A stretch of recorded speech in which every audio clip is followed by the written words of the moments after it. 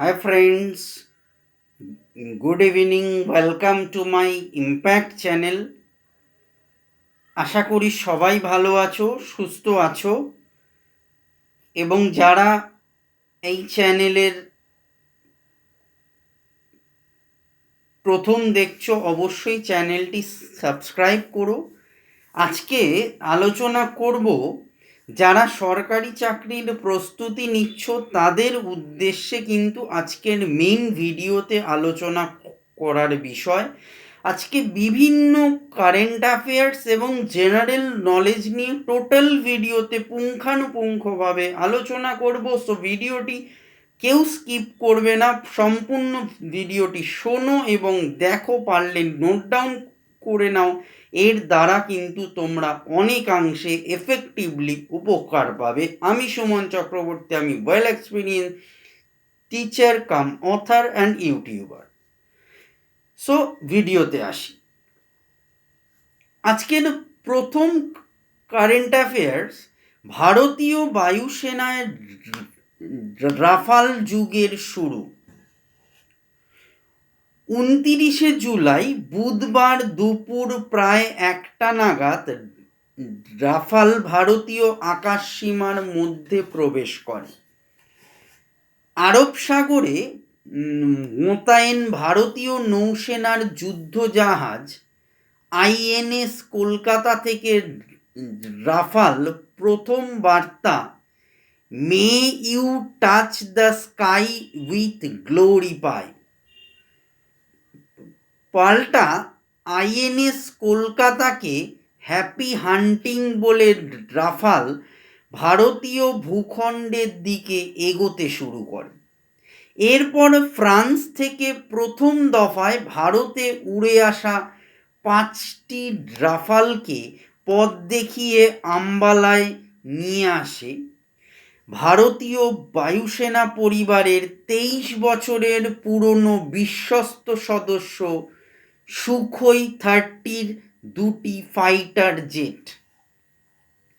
বিকেল প্রায় 3:30 নাগাদ ভারতের মাটি ছুঁল গেম চেঞ্জার রাফাল।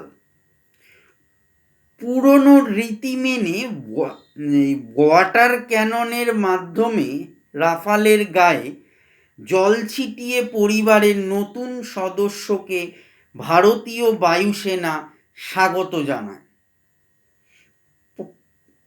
পাকিস্তান সীমারেখা থেকে প্রায় 200 কিলোমিটার দূরত্বের এই আম্বালা যুদ্ধবিমান ঘাঁটির আশেপাশের এলাকায় এদিন 144 ধারা জারি করে হরিয়ানা সরকার। এতদিন এই ঘাঁটি জাগুয়ার যুদ্ধবিমান রাখার কাজে ব্যবহৃত হতো। 2008 সালে সংযুক্ত প্রগতিশীল জোট সরকারের সময় প্রথমবার ফ্রান্সের যুদ্ধবিমান প্রস্তুতকারী সংস্থা দাসো DASSAULT মোট 126টি রাফাল কিনতে চেয়ে ভারত চুক্তি করে। উল্লেখ্য যে এই যুদ্ধ বিমানের ভারতীয় বায়ুসেনাতে অন্তর্ভুক্তির পেছনে রয়েছে এক বাঙালি খুরদার মস্তিষ্ক। তিনি হলেন তখনকার এয়ার চিফ মার্শাল অরূপ রাহা, বয়সীনরায় আকার হয় আকার, অরূপ রাহা, যার নিরন্তর প্রচেষ্টায় ভারত সরকার এই বিমানের বাহিনীতে অন্তর্ভুক্তির গুরুত্ব বুঝে ফ্রান্সের সঙ্গে চুক্তিতে রাজি হয়। 2016 সালের 23শে সেপ্টেম্বর 36টি রাফাল ফাইটার জেটের জন্য ফ্রান্সের দাসো অ্যাভিয়েশনের সঙ্গে 59,000 কোটি টাকার চুক্তি হয়। এর মধ্যে 8টি রাফালকে প্রশিক্ষণের জন্য ব্যবহার করার সিদ্ধান্ত নেয় বায়ুসেনা। বাকি 28টি রাফালকে 2টি স্কোয়াড্রনে ভাগ করে হরিয়ানার আম্বালা ও পশ্চিমবঙ্গের হাসিমারা যুদ্ধবিমান ঘাঁটিতে রাখার সিদ্ধান্ত নেওয়া হয়।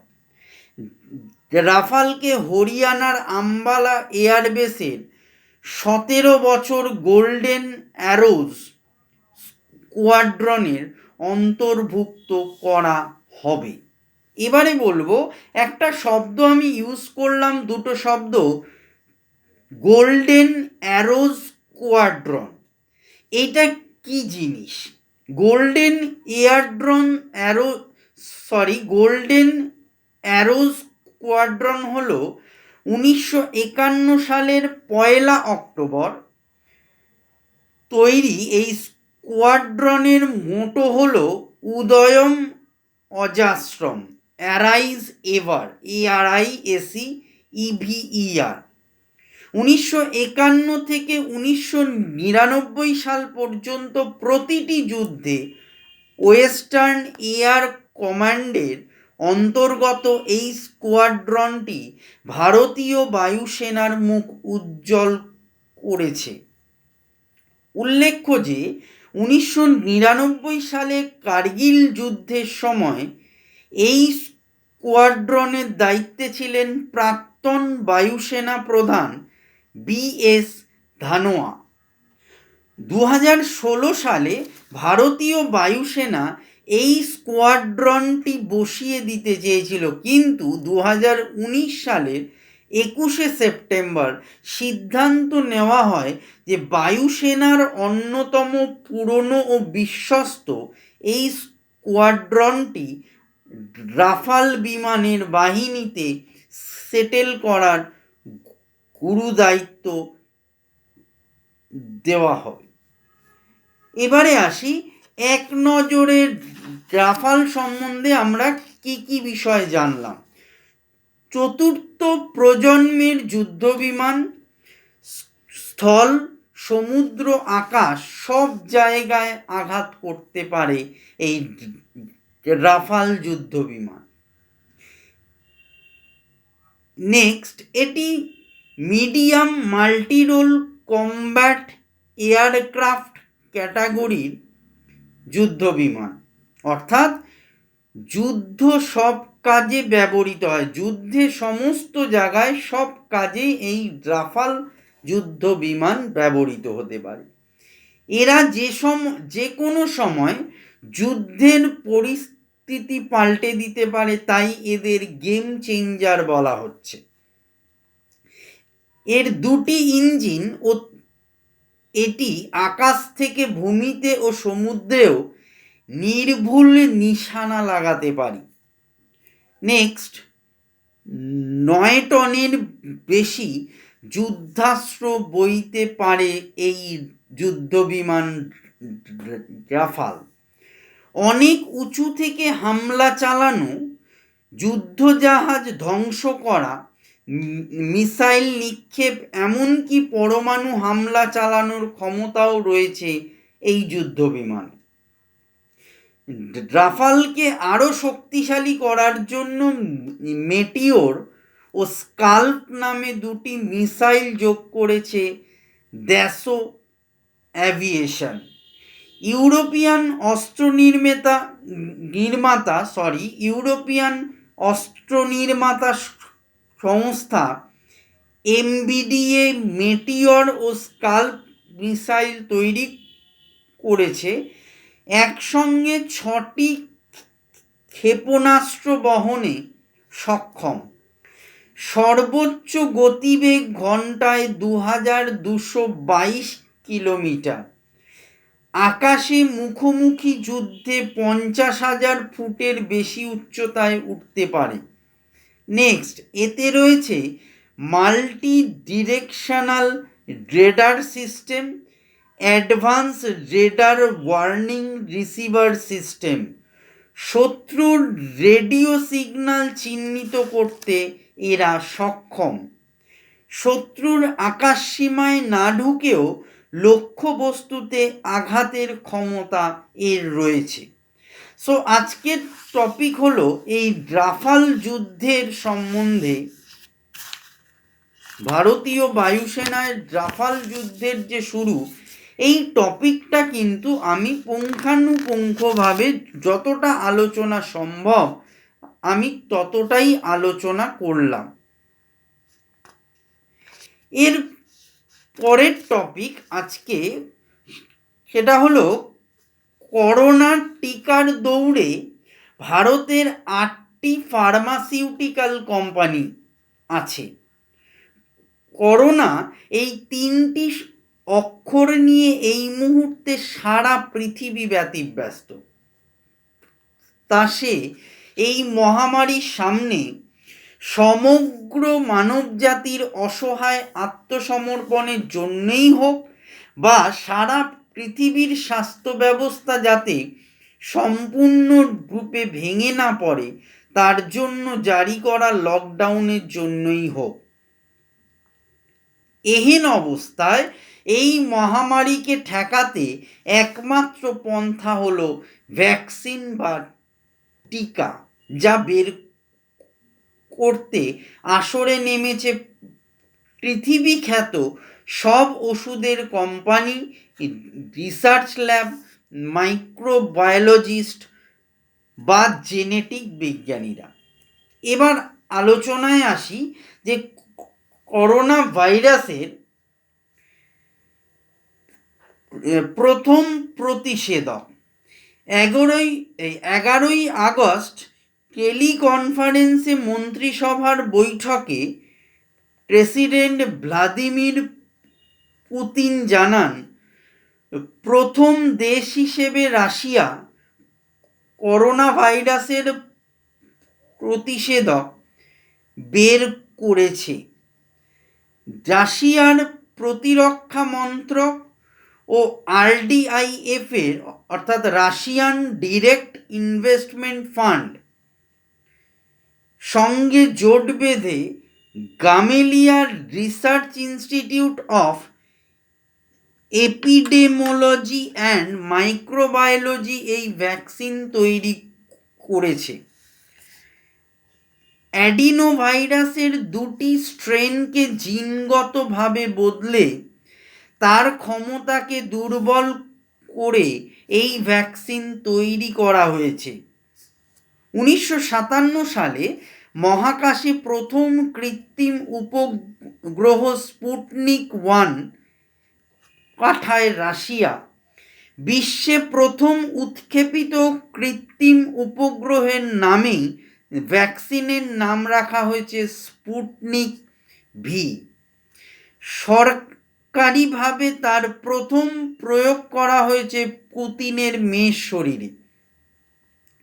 রুশ সরকার এই প্রতিষেধকের ছাড়পত্র দিয়েছে। 3টি ধাপে যেসব দেশে করোনা ভাইরাসের প্রতিষেধকের ক্লিনিক্যাল ট্রায়াল চলছে সেগুলি হলো মার্কিন যুক্তরাষ্ট্র, ব্রিটেন, চীন, রাশিয়া, জার্মানি, দক্ষিণ কোরিয়া, ভারত, জাপান, অস্ট্রেলিয়া ও কানাডা। এর মধ্যে 3য় পর্যায়ের ক্লিনিক্যাল ট্রায়াল চালানোর কথা জানিয়েছে মার্কিন সংস্থা মডার্না ও চীনের 3টি সংস্থা। করোনা মহামারীর সংক্রমণ রুখতে বিশ্বে এখনো পর্যন্ত তৈরি 140 রকম ভ্যাকসিনের মধ্যে মানুষের শরীরে প্রয়োগ করা হয়েছে মাত্র 14টি ভ্যাকসিন। প্রি ক্লিনিক্যাল স্টেজে আরও 125 রকমের ভ্যাকসিন রয়েছে।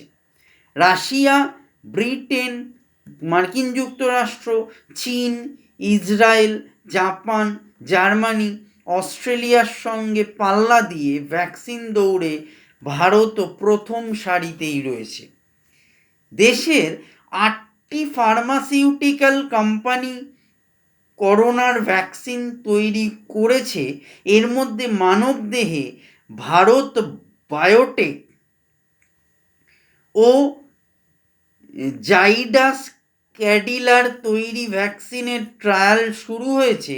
অক্টোবরের মধ্যে বায়োফার্ম, জেনোভা, বায়োফার্মাসিউটিক্যালসের মানুষের শরীরে টিকা দেওয়ার পরিকল্পনা আছে। এবারে আসি ভারত বায়োটেক ইন্টারন্যাশনাল লিমিটেড সম্পর্কে একটু সংক্ষিপ্ত জানি। 1996 সালে ডক্টর কৃষ্ণা এম এল্লা এই সংস্থা তৈরি করেন। Bharat biotech international limited short form BBIL তৈরি করোনা টিকার নাম Covaxin. SARS SARS-CoV-2 viral strain নিষ্ক্রিয় করে ইনঅ্যাক্টিভেটেড ভ্যাকসিন তৈরি করেছে ভারত বায়োটেক। এই গবেষণায় তাদের সঙ্গে ছিল Indian Council of Medical Research ও পুনের ন্যাশনাল ইনস্টিটিউট অফ ভাইরোলজি।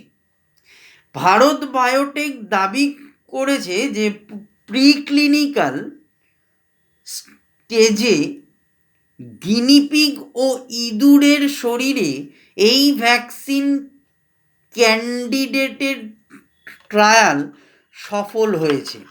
এখন দেশের 12টি হাসপাতালে মানবদেহে এই ভ্যাকসিনের পরীক্ষামূলক প্রয়োগ চলছে।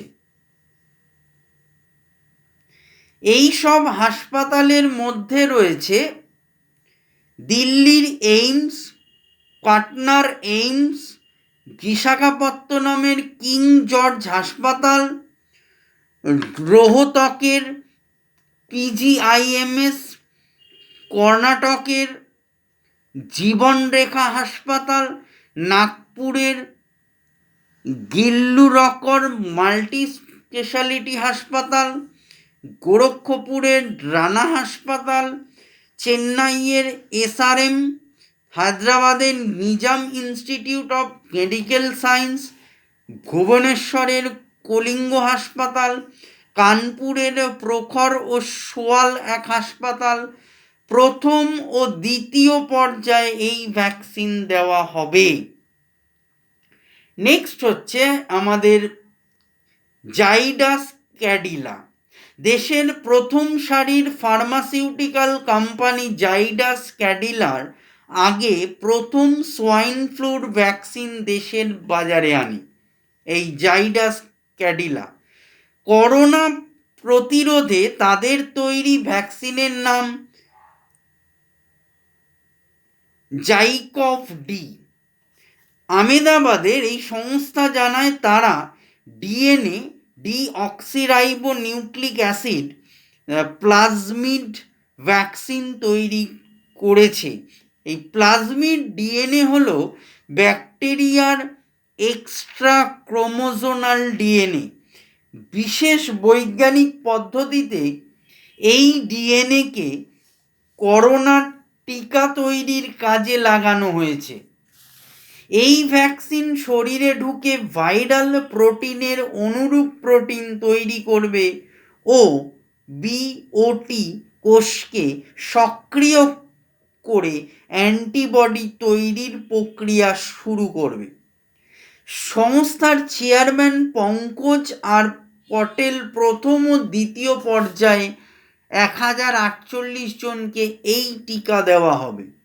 আগামী 3 মাস ধরে এই টিকার ট্রায়াল চলবে। আগামী বছরের শুরুতে সফল হলে দেশের বাজারে আসতে পারে।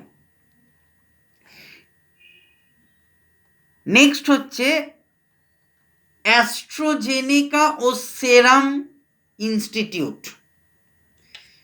পুনের Serum Institute of India Oxford University DNA vector ভ্যাকসিনের ফর্মুলাতেই দেশে ভ্যাকসিন তৈরি করছে।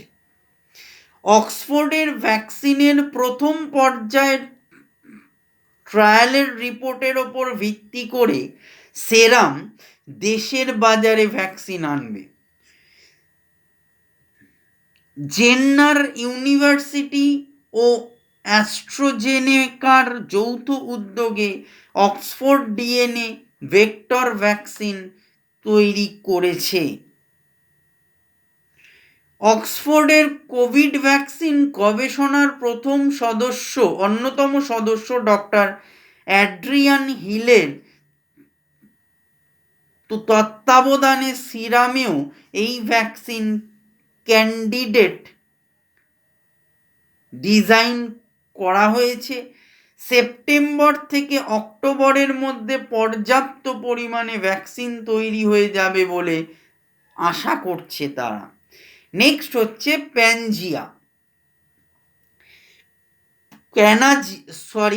Panacea বায়োটেকের vaccine. ভারতের Panacea biotech limited SARS-CoV-2 viral strain নিষ্ক্রিয় করে ইনঅ্যাক্টিভেটেড ভ্যাকসিন তৈরি করেছে। ভ্যাকসিন গবেষণা ও তার উৎপাদনে প্যানাশিয়ার সঙ্গে রয়েছে মার্কিন বায়োটেকনোলজি কোম্পানি রেফানা। প্যানাশিয়ার গবেষকরা জানান, SARS-CoV-2 ভাইরাল স্ট্রেনের সারফেস প্রোটিন বা স্পাইক গ্লাইকোপ্রোটিনকে নিষ্ক্রিয় করে তাকে পিউরিফাই করার পরেই ভ্যাকসিন তৈরির কাজে লাগানো হয়েছে। এই হলো পরের পার্ট। এবারে আসবো নেক্সট পার্ট, যে জেনোভা বায়োফার্মাসিউটিক্যালস, পুনের এই কোম্পানি মার্কিন বায়োটেকনোলজি ফার্ম মডার্না বায়োটেক ও ফাইজার বায়োফার্মের মতোই RNA টেকনোলজি ব্যবহার করে করোনার ভ্যাকসিন তৈরি করেছে। মেসেঞ্জার RNA সিকোয়েন্সকে কাজে লাগিয়ে ভ্যাকসিন তৈরি করেছে। এই ভ্যাকসিন শরীরে ঢুকলে দেহকোষকে ভাইরাল প্রোটিনের মতো প্রোটিন তৈরি করতে উদ্দীপিত করবে। সেই প্রোটিনকে ঠেকাতে রক্তরস বা প্লাজমার অ্যান্টিবডি তৈরি হবে। প্লাজমায় ল্যাবরেটরিতে প্রিক্লিনিক্যাল ট্রায়াল শেষ হয়েছে। অক্টোবর থেকে মানুষের শরীরে এই টিকার ট্রায়াল শুরু হবে। Next, institute Indian immunologicals limited, national dairy development বোর্ডের অধীনে ইন্ডিয়ান ইমিউনোলজিক্যালস লিমিটেড ভ্যাকসিন তৈরি করেছে। অস্ট্রেলিয়ার গ্রিফিথ ইউনিভার্সিটির সঙ্গে যৌথ উদ্যোগে ভ্যাকসিন ক্যান্ডিডেট ডিজাইন করা হয়েছে। এই ভ্যাকসিন এখনও গবেষণার স্তরেই রয়েছে। হায়দ্রাবাদের এই সংস্থা rabies, canine, mumps, hepatitis B vaccine তৈরির জন্য বিখ্যাত।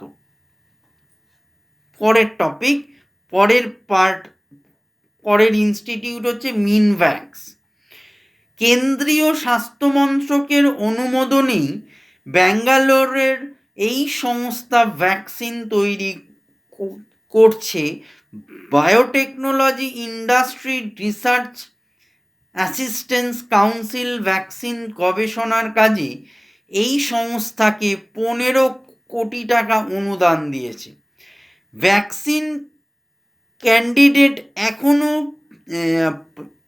এই প্রিক্লিনিক্যাল স্টেজে রয়েছে। মানুষের শরীরের ট্রায়াল শেষ করে দেশের বাজারে আসতে আরও 18 মাস সময় লাগবে। লাস্ট পার্ট আজকের এই টপিকের, বায়োলজিক্যাল 1953 সালে এই বায়োফার্মাসিউটিক্যাল কোম্পানি তৈরি হয়। দেশের সবচেয়ে পুরনো সব বেসরকারি বায়োলজি ফার্মের অন্যতম। এই সংস্থা বিশ্বের বাজারে ভ্যাকসিন সরবরাহ করে।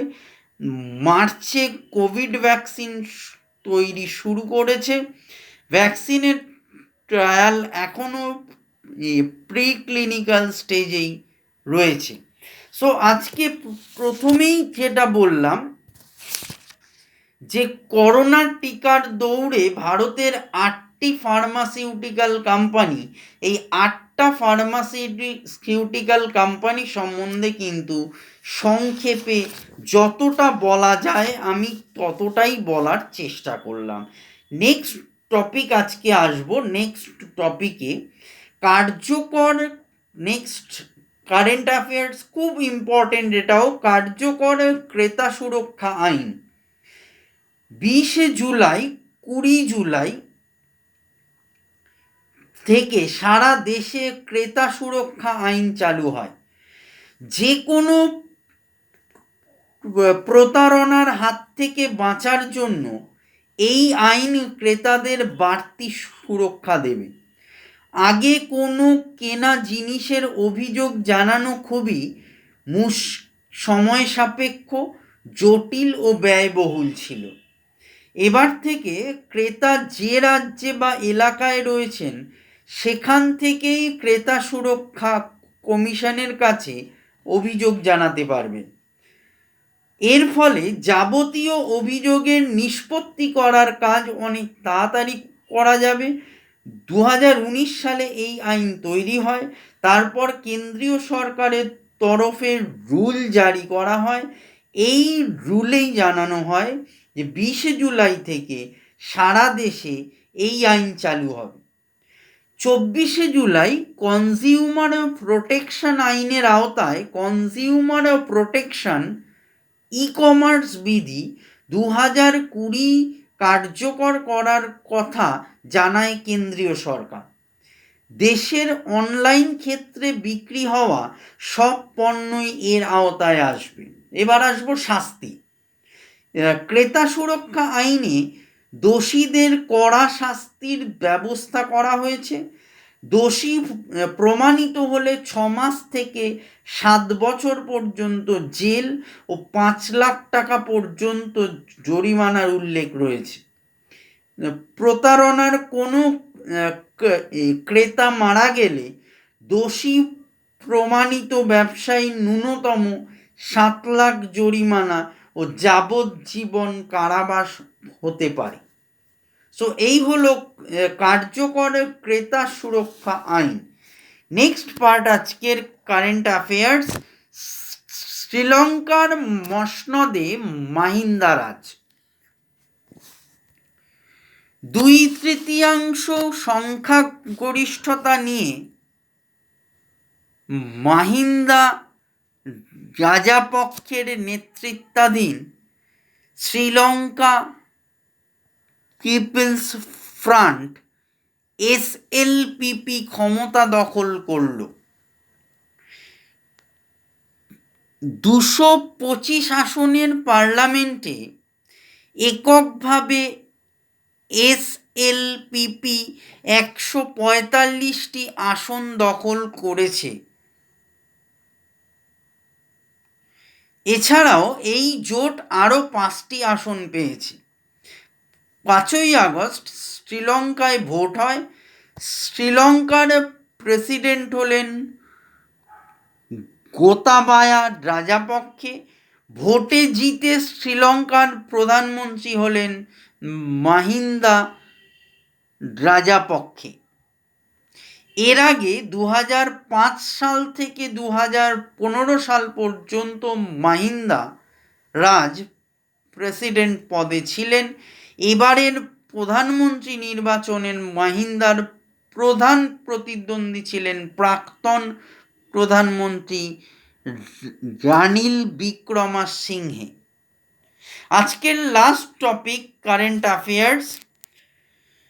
বিশ্বের বৃহত্তম উভচর বিমান 26 জুলাই সকাল 10:18 পূর্ব চীনের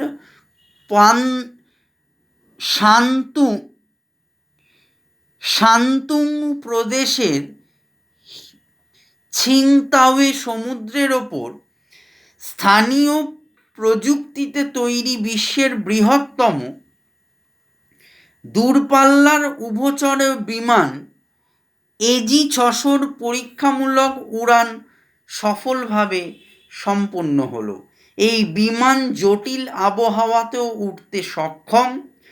চীনের রাষ্ট্রায়ত্ত বিমান নির্মাতা company aviation industry corporation of China, সংক্ষেপে এভিক, জানায় এই বিমান ভূমি থেকে ওড়া ও ভূমিতে অবতরণের পাশাপাশি সমুদ্র থেকে উঠতে ও সমুদ্রে অবতরণ করতে পারবে। এর আগে 2017 সালে এই বিমান প্রথম আকাশে ওড়ে ও 2018 সালে জলাশয় থেকে পরীক্ষামূলকভাবে এই বিমান আকাশে ওড়ানো হয়। এই বিমান দাবানল নেভানো, সমুদ্রে উদ্ধার অভিযান চালানোর উপযোগী করা হয়েছে। এই বিমানকে আরও বেশ কিছু পরীক্ষা নিরীক্ষার মধ্যে দিয়ে যেতে হবে।